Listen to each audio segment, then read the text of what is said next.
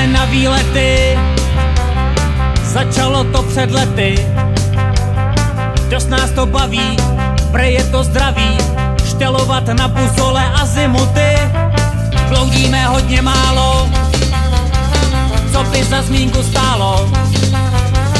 Dnes je to hustý, lesy jsou pustý, že jdeme špatně, se mi chvíli zdálo.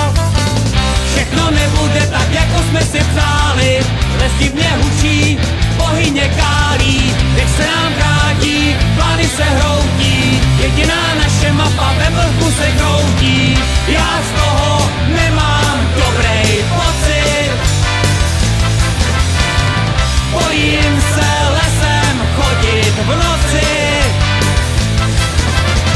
Porostu ohnu stromek, vidíme malej domek, co nás tam čeká, Láďa se leká, u otevřených dveří chybí zvonek, ve sklepě lidi kvílí, sednem si k něm na chvíli, rychle jsme tuhý, jak žádný druhý, takovou bitku tu jsme nezažili.